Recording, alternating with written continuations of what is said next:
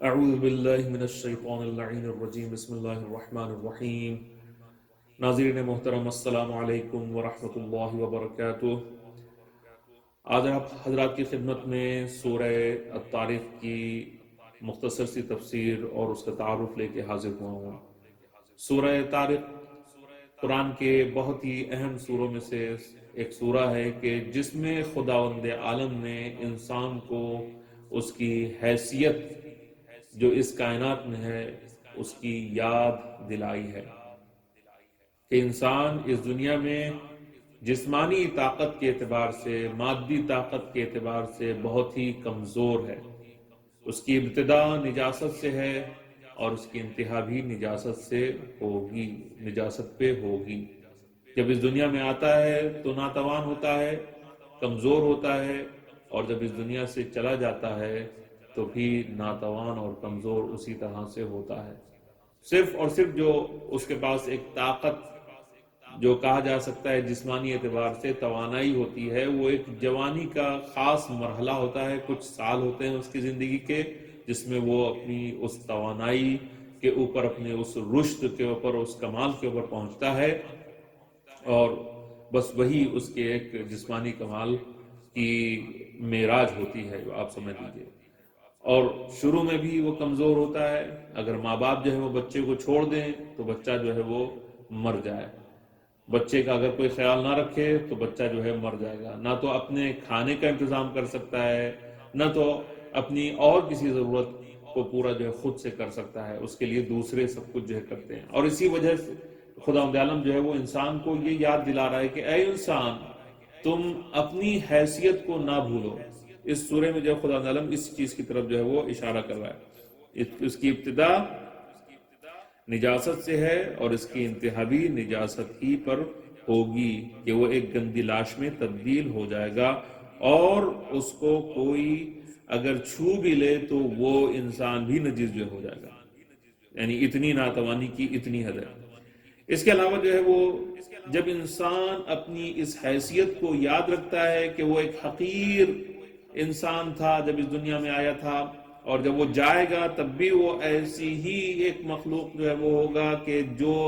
محتاج ہوگا دوسروں کا، کہ دوسرے اس کو اٹھائیں، اس کی لاش کو لے کے جائیں اور جا کے دفن کریں، کفن کا انتظام کریں، غسل کا انتظام کریں، نہیں تو وہ لاش پڑے پڑے ہی سڑ جائے گی، اور لوگ جو ہے وہ اپنی ناک جو ہے وہ بند کریں گے، اتنی زیادہ اس سے بو آئے گی۔ تو اس سے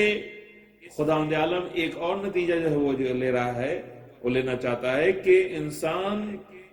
معاد کو اپنی اس چیز سے یاد کرے، یعنی وہ خدا کہ جو انسان کو ایک نجس چھوٹے سے قطرے سے پیدا کر سکتا ہے،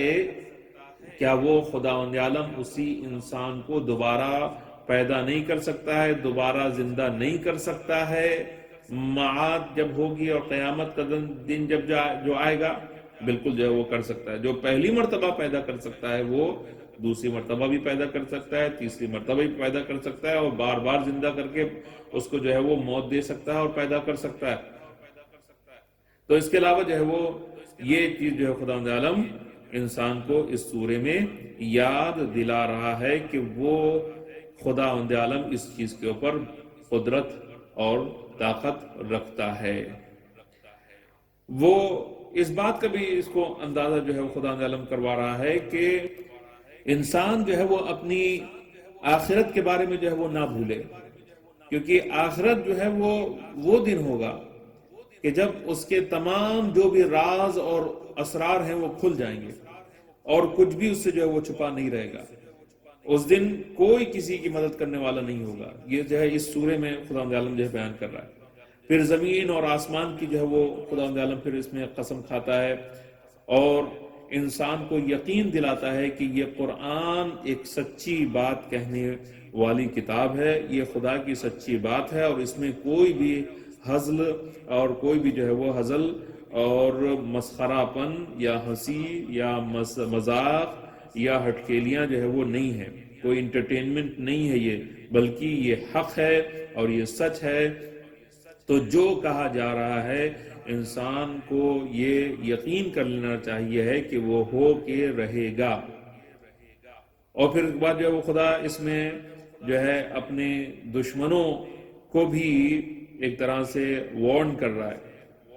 وہ یہ کہتا ہے کہ خدا کی جو دشمن ہیں وہ بھی یہ سن لیں کہ انہم یکیدون کیدا، سورہ طارق میں خدا جو ہے وہ آخر میں ایک فرماتا ہے انہم یکیدون کیدا، کہ یہ جو ہر وقت مکر و فریب اور خدا کے خلاف پلان بناتے رہتے ہیں کہ خدا جو ہے وہ خدا کے نام کو جو ہے مٹا دیں، خدا کی عبادت کو جو ہے وہ ختم کر دیں، دین کے خدا کے دین کو جو ہے مٹا دیں، دین سے دشمنی جو ہے وہ یہ لوگ جو ہے کرتے ہیں بہت سے۔ تو خدا کہہ رہا ہے کہ ہم ان کے منصوبوں سے واقف بھی ہیں اور ان کے منصوبوں کو مٹی میں ملانے کی طاقت رکھتے ہیں اور ان کو مٹی میں ملا دیتے ہیں۔ یہ لوگ منصوبے بناتے ہیں اور خدا کہتا ہے وَأَكِيدُ كَيْدًا إِنَّهُمْ يَكِيدُونَ كَيْدًا، یہ لوگ جو ہیں وہ منصوبے بناتے ہیں، مکر و فریب کرتے ہیں، وَأَكِيدُ كَيْدًا، اور میں بھی جو ہے وہ ایک منصوبہ بناتا ہوں اور جس کے ذریعے سے ان کے شیطانی منصوبوں کی چارہ جوئی کرتا ہوں اور ان کے منصوبوں کو ناکام کر دیتا ہوں۔ اور خدا دشمن کافروں کو تھوڑی سی مہلت اس دنیا میں، پیغمبر سے خدا جو ہے وہ کہتا ہے کہ ان کو تھوڑی سی مہلت اس دنیا میں دے دو، شاید ان میں سے جو ہے وہ کسی کے اندر شعور پیدا ہو جائے، سمجھداری آ جائے تو وہ پلٹ آئے۔ اور خدا کے ہاں جلدی کرنے کی کوئی ضرورت نہیں ہے، خدا کو جلدی وہ کرتا ہے کہ جس کے پاس کبھی کوئی اپورچونٹی اور کوئی موقع اگر اس کو مل گیا تو شاید دوبارہ وہ موقع اس کے ہاتھ میں نہیں آئے گا۔ خدا کے لیے ایسا تو ہے نہیں، خدا کے پاس تمام کے تمام چیزیں جو ہے وہ جب وہ چاہتا ہے وہ حاصل کر لیتا ہے، اس کے پاس پوری طاقت ہے، ہر طرح کی قدرت اس کے پاس موجود ہے۔ تو خدا جو ہے وہ اس کو اس بات کا خوف نہیں ہے کہ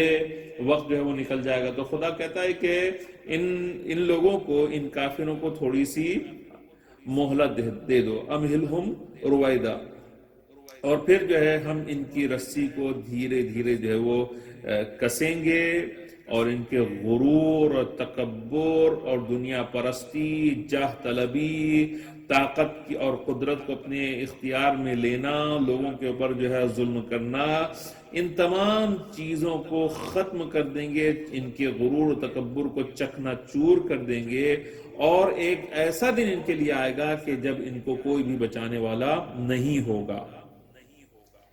تو یہ عزیزان محترم ایک مختصر سا جو خاکہ تھا اس کے مضامین کا، وہ میں نے آپ کے سامنے پیش کیا۔ تو اب جو ہے وہ آئیے گفتگو کرتے ہیں اس کے فضائل کی کہ سورہ طارق جو ہے وہ پڑھنے کی کیا فضیلتیں ہیں۔ تو سب سے پہلی فضیلت جو پیغمبر اکرم صلی اللہ علیہ وآلہ وسلم ایک حدیث میں ارشاد فرماتے ہیں وہ یہ ہے کہ اس کو ہر تلاوت، اس کی تلاوت جو کرتا ہے اس کو ہر بار تلاوت پر دنیا کے تمام ستاروں کی تعداد سے 10 گنا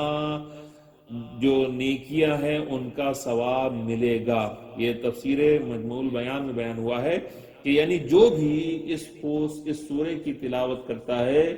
اس کو اس دنیا میں جتنے ستارے پائے جاتے ہیں اس کی تعداد سے 10 گنا زیادہ نیکیوں کا ثواب ملتا ہے۔ اللہ اکبر، واقعا اس سے زیادہ اور کیا انسان کو جو ہے وہ ثواب چاہیے گا؟ مطلب کتنے ستارے ہیں، اربوں کھربوں بلینز ٹریلینز میں جو ہے وہ ستارے ہیں، تو جتنے بھی ستارے ہیں اس کو بھی ملٹیپلائی بائی 10 سے اس کو جو ہے گنا کریں تو آپ کو جو اس کا ثواب جو ہے اتنا جو ہے ملے گا۔ اس کو پڑھے، ظاہر سی بات ہے کہ یہ صرف زبانی پڑھنے کی اور تلاوت کی بات جو ہے نہیں ہو رہی ہے، بلکہ اس کے جو میسج ہیں اور پیغامات ہیں ان کو اپنی زندگی میں لانے کی بات ہو رہی ہے، یعنی leaving the message of this سورہ،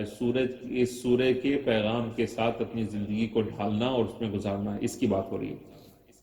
اور دوسرا جو اس کا ثواب جو ہے پیغمبر اکرم جو بیان فرماتے ہیں، دوسری جو فضیلت بیان فرماتے ہیں وہ فرماتے ہیں کہ جو اس سورہ کی تلاوت واجب اور فریضہ تمام نمازوں میں جو ہے وہ کرتا ہے تو پروردگار عالم اس کو قیامت کے دن بہت ہی عظیم مقام اور منزلت عطا فرمائے گا، اور جنت میں پیغمبروں کے ساتھ اس کی رفاقت ہوگی، یعنی پیغمبروں کے ساتھ اس کی دوستی ہوگی، ان کے رفقا میں سے ہوگا، اور انشاءاللہ وہ ان کے ساتھ زندگی کو وہاں پر جو ہے جنت میں گزارے گا، اور آپ جانتے ہیں کہ اس کا کیا مرتبہ، عظیم مرتبہ جو ہے وہ ہوگا۔ یہ جو ہے وہ ثواب الاعمال میں اس کا جو ہے وہ تذکرہ موجود ہے۔ آئیے اب اس کے اندر جو پائے جاتے ہیں کچھ نکات اہم، ان کی طرف جو ہے میں اشارہ کر دوں اور بات کو جو ہے وہ آج کی ختم کرتا ہوں۔ تو اس میں جو کچھ اہم نکات اور موضوعات ہیں ان میں سے میں نے جو آپ کے سامنے جو چنے ہیں ان میں سے ایک یہ ہے، سب سے پہلی چیز تو خداوند عالم نے انسان کو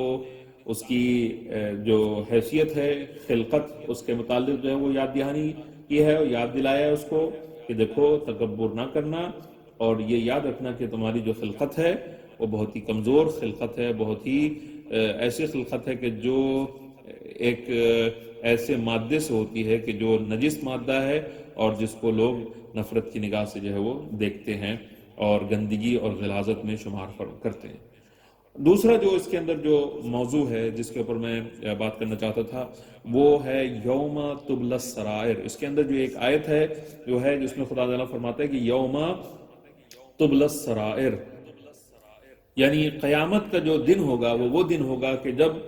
تمام جو اسرار ہیں، جو راز ہیں، جو سیکرٹس ہیں، وہ سب کے سب جو ہے وہ اس دن آشکار ہو جائیں گے۔ تو یہاں پر ہم کو بہت توجہ دینے کی جو ہے وہ ضرورت ہے۔ قیامت کا دن کچھ لوگوں کی خوشی کا دن ہوگا اور کچھ لوگوں کے لیے بہت ہی اور نہایت ہی افسوس کا دن ہوگا، کیونکہ اس دن تمام جو چھپی ہوئی چیزیں ہیں ان کو ظاہر کر دیا جائے گا۔ مومن اس دن خوش ہوں گے کیونکہ ان کی اچھی باتوں کو سب کے سامنے خداوند عالم جو ہے وہ کھول دے گا۔ تو جب ان کی اچھی باتیں، ان کی جو نیکیاں ہوں گی جب دنیا کے سامنے آشکار ہوں گی تو ظاہر سی بات ہے وہ خوش ہوں گے اور اس کے اوپر ان کو جزا بھی دی جائے گی۔ تو یہ جو ہے وہ ایک طرح کی جزائی ہے کہ انسان کی نیکی کو برملا کر دیا جائے اور ظاہر کر دیا جائے اور سب کو پتہ چل جائے۔ تو یہاں پر انسان جو اپنے عمل کو چھپائے مومن، لیکن وہاں پر جو ہے خداوند عالم اس کو آشکار کر دے گا۔ لیکن جو مجرم ہوں گے، وہ لوگ کہ جو جہنمی ہوں گے، ان کی سب سے پہلی جو سزا ہے ظاہراً وہ یہی ہے کہ وہ شرمساری میں اپنے سر کو جھکانا پڑے گا ان کو، یعنی ان کو شرمندگی ہوگی، شرمندگی میں مبتلا ہوں گے اور ان کے جو سر ہیں وہ جھک جائیں گے۔ وہ لوگ کہ جو اپنے سروں کو بہت ہی تان کے، سینے کو تان کے اور سروں کو جو ہے بہت ہی غرور اور متکبر کے ساتھ جو ہے اونچا کر کے چلا کرتے تھے، اس دن ان کے اعمال کا جب پردہ چاک کیا جائے گا تو ان کی جو اندرونی جو خباثتیں ہیں، جو گناہ ہیں، ان کو ظاہر کر دیا جائے گا، تو ان کی ساری شان و شوکت کہ جو جھوٹی اس دنیا میں تھی وہ عزت جو ہے وہ خاک میں مل جائے گی، اور اس دن اپنے منہ کو بھی ان کو چھپانے کا کہیں پر کوئی موقع نہیں ملے گا، کوئی جگہ ہی نہیں ملے گی کہ جہاں پر جو اپنے سر کو، اپنے منہ کو جو ہے وہ چھپا سکے۔ تو خدا فرماتا ہے کہ یعرف المجرمون بسیماہم، سورہ رحمان میں یہ فرماتا ہے، یعنی جو مجرم ہوں گے ان کے چہروں سے ان کو پہچان لیا جائے گا۔ یہاں پر تو ہو سکتا ہے کہ بڑے مینٹین کر کے اپنے چہرے کو رکھتے ہوں، خوبصورت جو ہے بنے ہوئے گھوم رہے ہوں، لیکن اللہ اکبر، یہ بہت ہی ہمارے لیے عبرت کا مقام ہے، ہم سب کو یہ عبرت اس سے لینا چاہیے۔ لیکن جو مومن ہوں گے، خدا فرماتا ہے کہ ضاحکۃ مستبشرہ، ان کے چہرے جو وہ کھلے ہوئے ہوں گے، ان کے چہرے کھلے ہوئے ہوں گے، وہ ہنس رہے ہوں گے، ایک دوسرے کو سے خوشی سے مل رہے ہوں گے اور ایک دوسرے کو بشارت دے رہے ہوں گے۔ لیکن ان کافروں کے جو چہرے غبار آلود ہوں گے اور سر سے جھک جائیں گے، سر ان کے جھک جائیں گے۔ تو معاذ بن جبل نے جو ہے وہ رسول اکرم صلی اللہ علیہ وآلہ وسلم سے اس آیت کے بارے میں پوچھا کہ یوم تبلی السرائر میں جو لفظ سرائر ہے، جو اسرار جس کو ہم کہتے ہیں، راز اور سیکرٹس ہے، اس کا کیا مطلب ہے؟ تو انہوں نے یہ فرمایا کہ پیغمبر اکرم صلی اللہ علیہ وسلم نے فرمایا کہ تمہارے سرائر، تمہارے اسرار، تمہارے اعمال ہیں، مثلا نماز، روزہ، زکوٰۃ، وضو، غسل جنابت اور ہر واجب عمل، اس لیے کہ تمام اعمال اصل میں چھپے ہی ہوئے ہیں۔ اگر انسان چاہے تو یہ کہہ سکتا ہے کہ میں نے نماز پڑھ لی ہے جبکہ اس نے نماز نہ پڑھی ہو، اور یہ کہہ سکتا ہے کہ میں نے وضو کر لیا ہے لیکن ہو سکتا ہے کہ اس نے وضو نہ کیا ہو۔ یہ جب خدا کے سامنے جو جاتا ہے تب جو ہے وہ اس دن وہ اعمال اس کے ظاہر کر دیے جائیں گے. تو یہ جو ہے وہ خدا کے اس کلام کی تفسیر ہے، یوم تبلی السرائر کی تفسیر ہے. اور اپنی ایک چیز اور یہ بھی ہے کہ اپنی باطنی یا اپنے باطن کی پاکیزگی پر بہت سی جو احادیث ہیں وہ اسی وجہ سے اسی سلسلے میں آئی ہیں کہ ہو سکتا ہے کہ دنیا میں انسان اپنے اندر کی گندگی کو چھپا سکے، لیکن جو ہے وہ گندگی اور وہ برائیاں آخرت میں سب کے سب جو ہے وہ دنیا کے سامنے ظاہر ہو جائیں گی. تو یہ ایک مختصر سا تعارف اور مختصر سا خاکہ تھا سورہ الطارق کا. اس کے اندر اور بہت ہی عظیم جو ہے وہ مضامین اور سبجیکٹس جو ہیں وہ پائے جاتے ہیں. انشاءاللہ مومنین جو ہے وہ اس کے اوپر غور فرمائیں گے اور اس کو اچھی طرح سے مطالعہ اس کا کر کے اور اس سے فائدہ اٹھائیں گے. والسلام علیکم ورحمۃ اللہ وبرکاتہ.